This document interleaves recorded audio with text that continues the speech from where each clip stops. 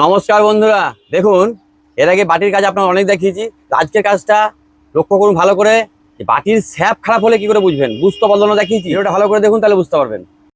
এক হাতে কাপলিং ধরে ব্লেড যদি এরকম ফলস ঘুরে, তাহলে জানবেন স্যাপ নষ্ট হয়ে গেছে। তখন কি করতে হবে, নাটটা খুললে ব্লেড বেরিয়ে যাবে। এবার স্যাপটা বাটি থেকে টেনে বার করে ফেলতে হবে। এই দেখুন বেরিয়ে গেল।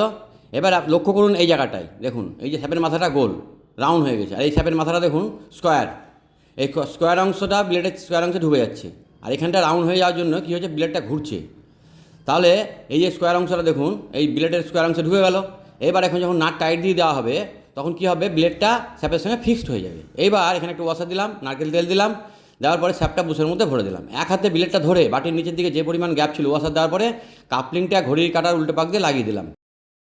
যখন দেখবেন স্যাপের মাথা এরকম গোল হয়ে গেছে, তখন জানবেন স্যাপটা বাস হয়ে গেছে। তখন আপনাকে স্যাপটা লাগাতে হবে। সকলে ভালো থাকবেন, সুস্থ থাকবেন। শেষ করলাম।